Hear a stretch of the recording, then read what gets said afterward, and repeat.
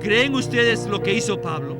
Él fue al templo y dio aviso del cumplimiento de los días de la purificación y esperaba hasta que la ofrenda se presentara por él, por cada uno de ellos, ofrendas de sacrificios.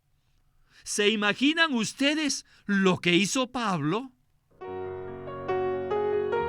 Bienvenidos al Estudio Vida de la Biblia. La Biblia es la revelación de Cristo como vida. El Señor Jesús dijo: "Yo soy la vida y he venido para que tengan vida". Los invitamos a que visiten nuestra página de internet radiolsm.com y allí podrán escuchar gratuitamente todos los programas radiales del Estudio Vida. En el Estudio Vida de hoy veremos el relato extraordinario de Hechos capítulo 21 y su significado a la luz de la economía de Dios. En este relato, Pablo decidió ir a Jerusalén al final de su tercer y último viaje ministerial, lo cual fue una decisión en contra del consejo de los hermanos en Éfeso y también contraria a la advertencia de parte del Espíritu Santo.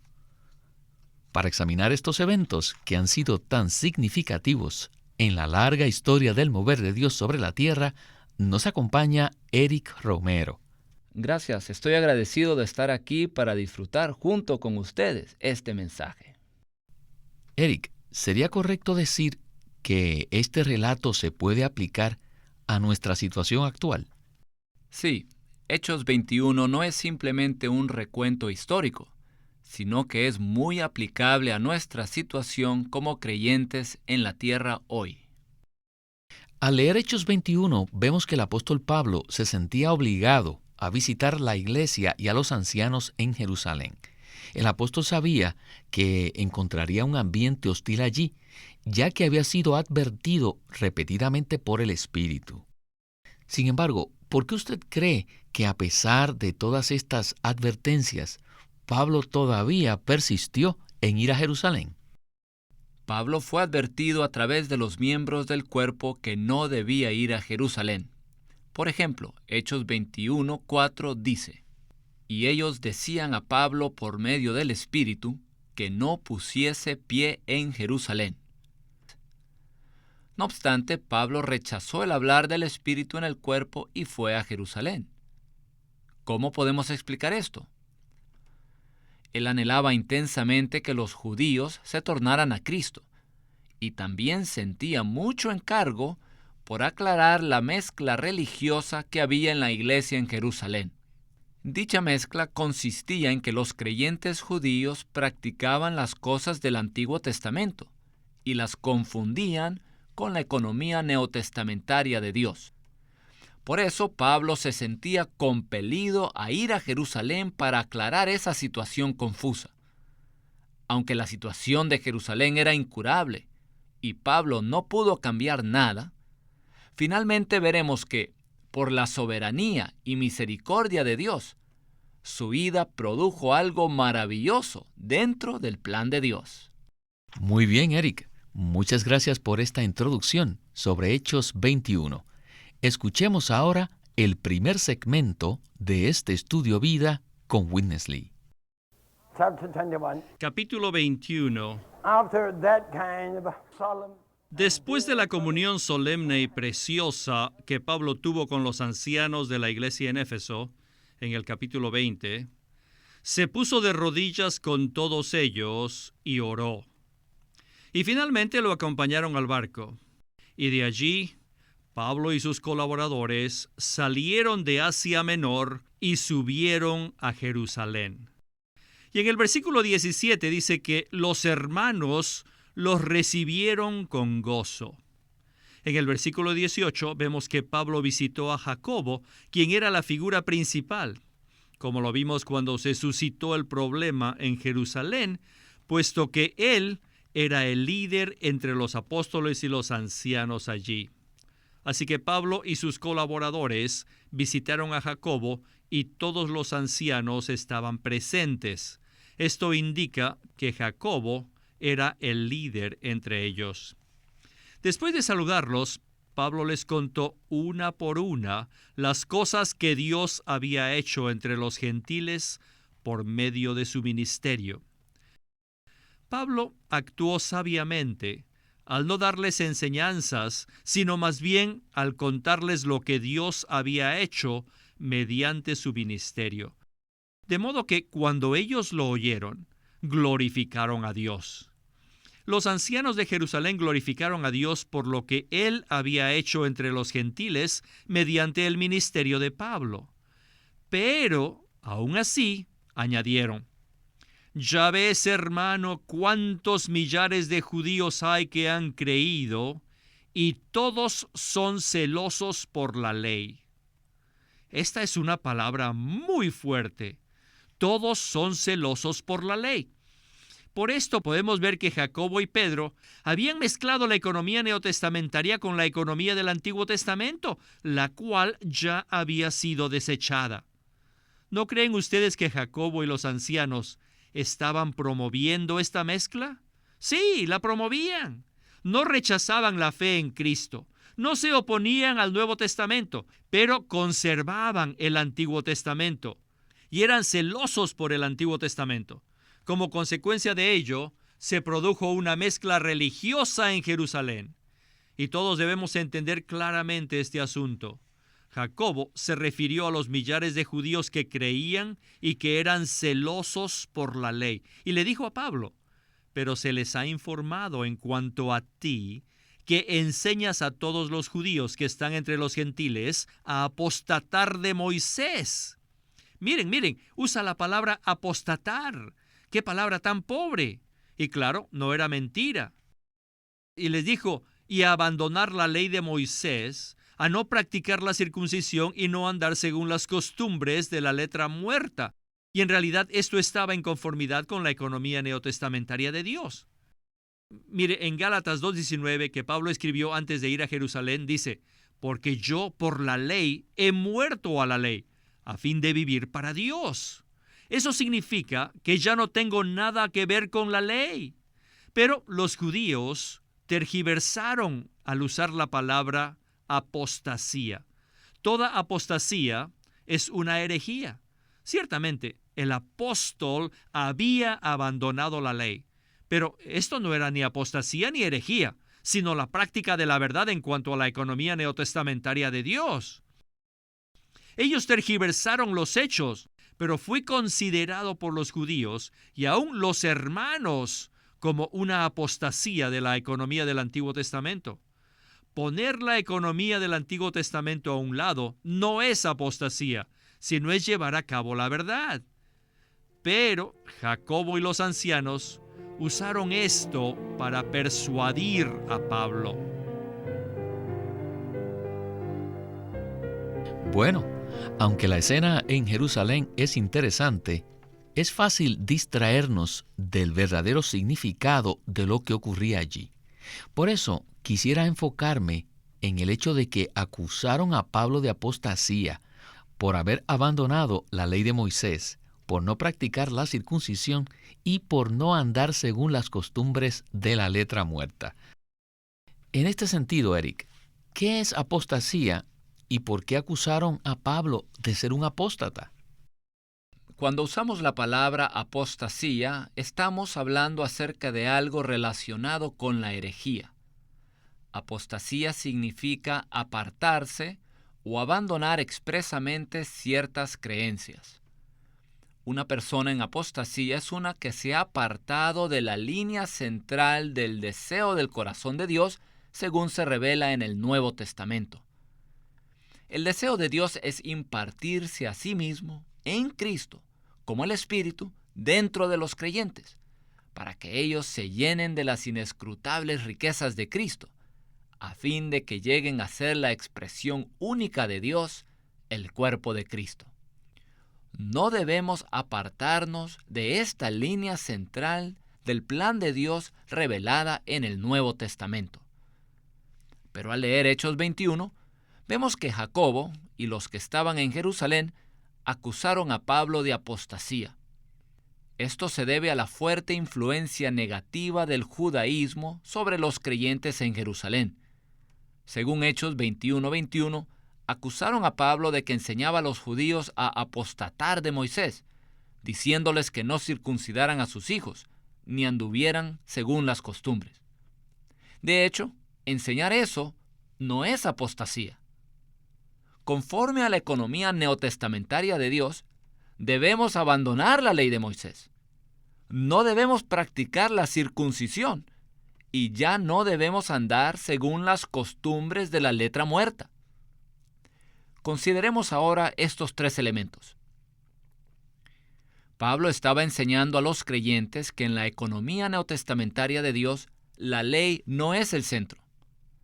Pues en la economía de Dios, el centro es Cristo. Al disfrutar a Cristo como la gracia, Él se imparte en nosotros y así nos libera de la esclavitud de la ley. En Gálatas 2:19, Pablo nos dice que Él había muerto a la ley a fin de vivir para Dios. Pablo ya no iba en pos de la ley. En la economía neotestamentaria de Dios, la ley ya terminó y Cristo es la realidad y el cumplimiento de todas las figuras reveladas en el Antiguo Testamento. Ahora necesitamos ir en pos de Cristo para ganarlo, disfrutarlo y llenarnos de Él.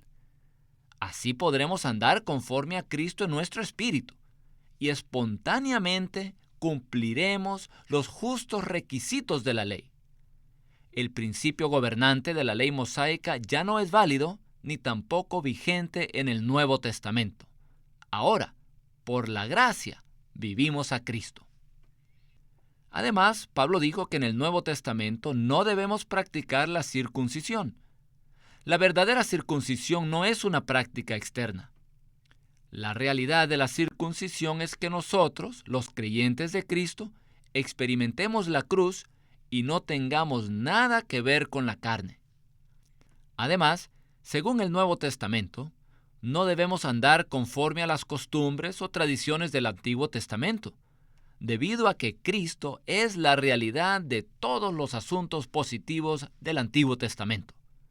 Ahora nosotros andamos conforme a Cristo y no conforme a leyes, ritos o normas de conducta. Por lo tanto, enseñar esto no es apostasía, sino la verdad concerniente a la economía neotestamentaria de Dios. Los opositores tergiversaron las cosas para hacerlas parecer como si Pablo estuviera enseñando apostasía, cuando en realidad estaba enseñando la verdad respecto a la economía neotestamentaria de Dios. ¿Y cómo podemos aplicar a nuestra situación actual el hecho de que Pablo fuera acusado de apostasía?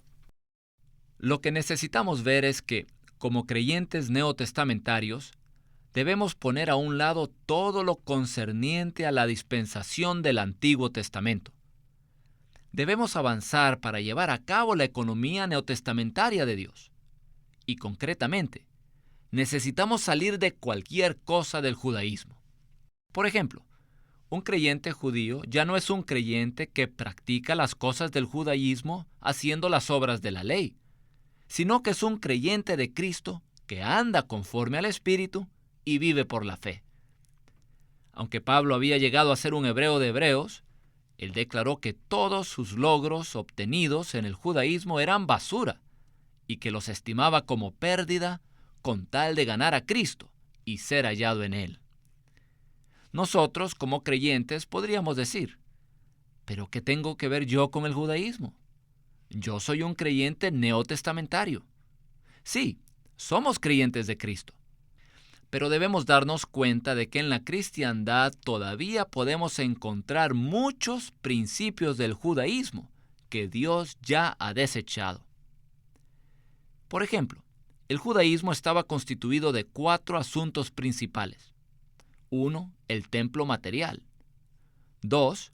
El sacerdocio como clase mediadora. 3. Las bendiciones terrenales. Y 4. La ley. Y actualmente, en la cristiandad podemos ver estas 4 cosas de forma prevaleciente. ¿Cómo aplicamos a nuestra situación actual el tema del templo material? Bueno, en el Antiguo Testamento las personas tenían que ir a un templo material para adorar a Dios. Pero en el Nuevo Testamento vemos que el lugar de adoración y el que adora son uno solo. Juan 4:24 dice: Dios es espíritu, y los que le adoran, en espíritu y con veracidad es necesario que adoren. Hoy día los creyentes de Cristo son el templo de Dios. La iglesia, como cuerpo de Cristo, es el templo de Dios. Si nosotros tenemos el concepto de que el edificio físico de la esquina es una iglesia o el sitio de adoración, esto muestra que todavía estamos regidos por los principios del judaísmo. En la economía neotestamentaria de Dios, el lugar de adoración y el que adora son uno solo. Otro aspecto del judaísmo que también debemos desechar es que en el Antiguo Testamento la clase mediadora eran los sacerdotes y el resto era el pueblo. Los sacerdotes servían de intermediarios y contactaban a Dios en lugar del pueblo en general. Pero esa no era la intención original de Dios, la cual consiste en que todos los creyentes sean sacerdotes y que todos sirvan a Dios, a fin de que todos sean miembros que funcionan en el cuerpo de Cristo.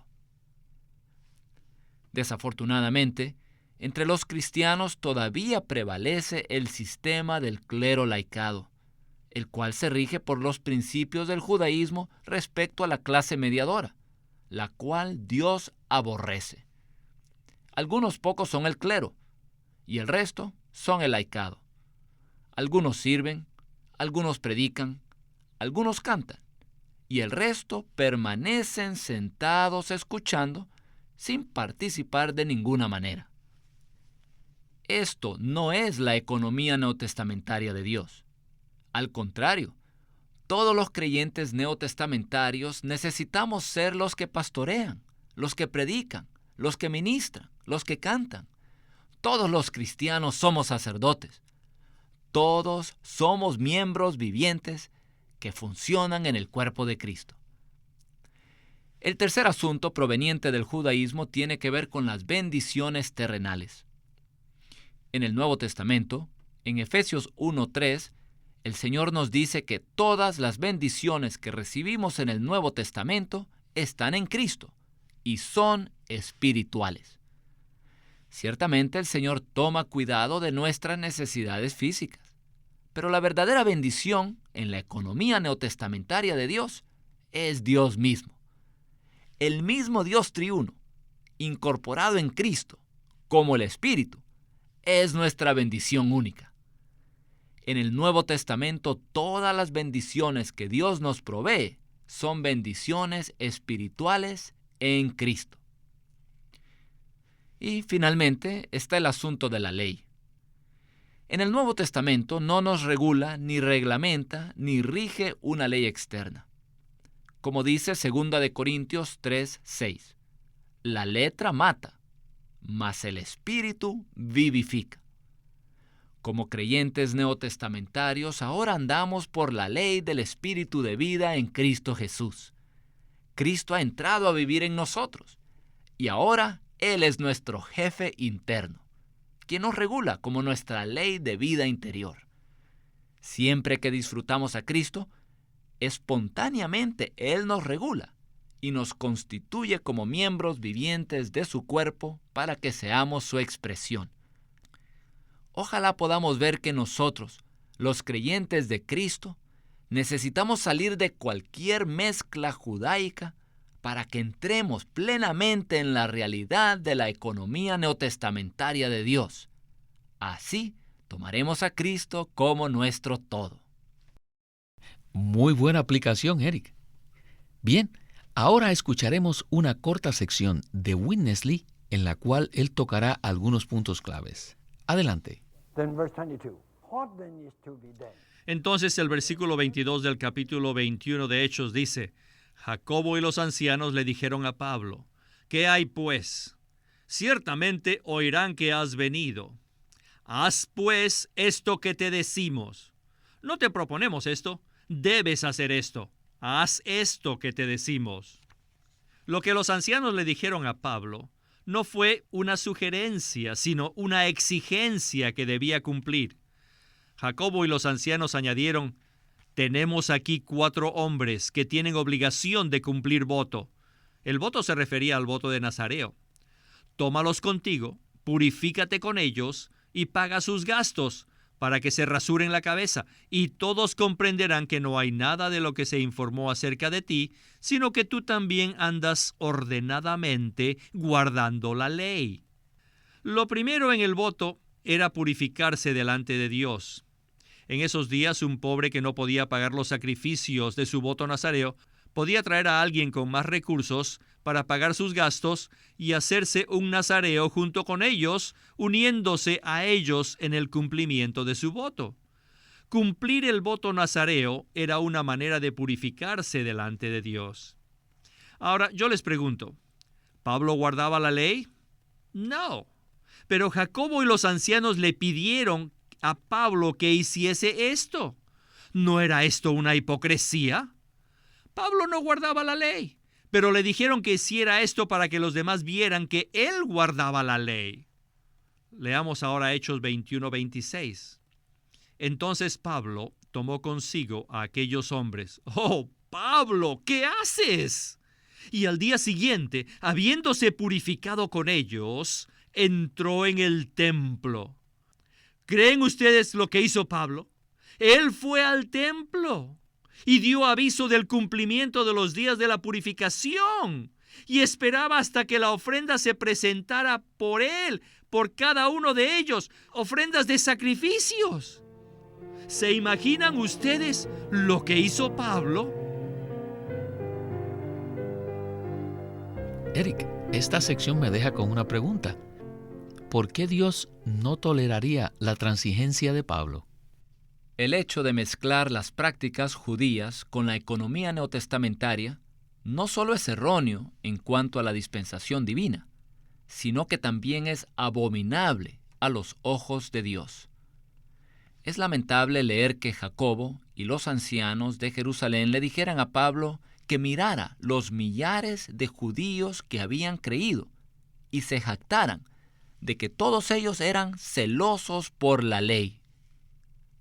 No debemos ser celosos por la ley, sino por Cristo. Lo que Hechos 21 describe respecto a la situación en Jerusalén es una verdadera tragedia. Luego, ocurre algo muy grave, pues ellos querían que Pablo llevara a cabo un voto del Antiguo Testamento para demostrarles a los creyentes judíos que él no estaba en contra de la ley. En Hechos 21:26 nos damos cuenta de que al final de este voto se sacrificaban animales como ofrendas en el templo, lo cual era algo abominable para Dios. En Hebreos 10:29, Pablo dice que si volvemos a los sacrificios del Antiguo Testamento, esto es como tener por común la sangre de Cristo, lo cual implica pisotear al Hijo de Dios y ultrajar al Espíritu de gracia.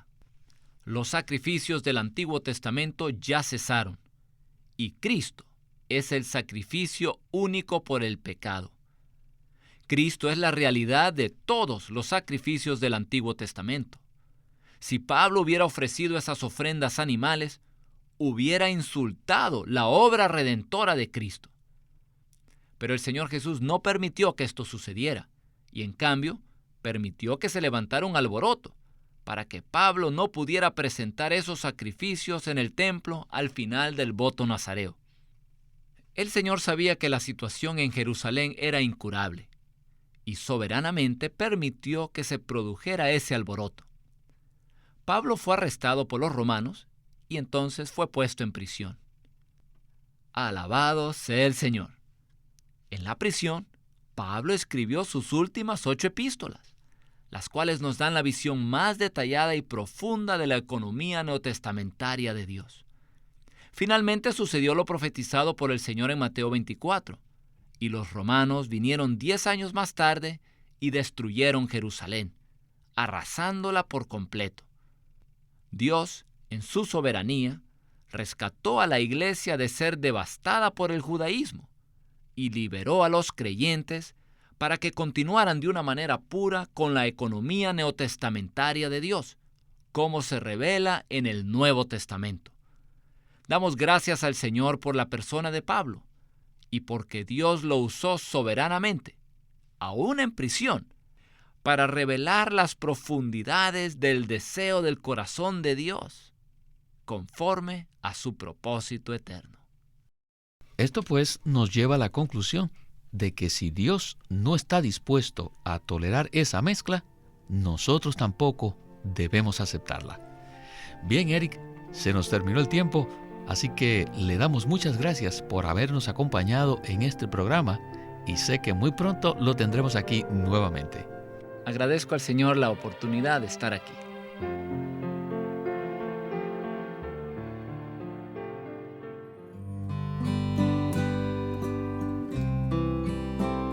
Estudio Vida de los Hechos de los Apóstoles. Este es un juego de 4 libros con 72 mensajes que dio el hermano Witness Lee, mostrando el tema principal del libro, que es la propagación del Cristo resucitado en su ascensión por el Espíritu mediante los discípulos para producir las iglesias, el reino de Dios. En este juego de libros, el hermano Lee menciona todos los detalles del libro de los Hechos y nos presenta desde el punto de vista de vida cómo el Cristo resucitado se propagó en la iglesia primitiva. Les recomendamos este juego de libros a todos aquellos que quieran profundizarse en las riquezas del libro de los Hechos. Lucas relata todos los eventos que ocurrieron después de que Jesús ascendió a los cielos por medio de los apóstoles. No se pierdan este juego de libros que es muy importante para el entendimiento de lo que Dios está haciendo hoy día en la tierra. El Estudio Vida de Hechos por Witness Lee, un juego de 4 tomos y 72 mensajes. Y puede conseguirlo en su librería cristiana o llamando a Living Stream Ministry al 1-800-810-1149. 1-800-810-1149. Queremos animarlos a que visiten nuestra página de internet libroslsm.com. Allí encontrarán los libros impresos del ministerio de Watchman Nee y Witness Lee, la Santa Biblia versión recobro con sus notas explicativas, y también encontrarán folletos, himnos y libros en formato electrónico. Por favor, visiten nuestra página de internet libroslsm.com. Una vez más, libroslsm.com. Además, si desean, pueden comunicarse con nosotros enviándonos un correo electrónico a estudiovida@lsm.org. Una vez más, estudiovida@lsm.org.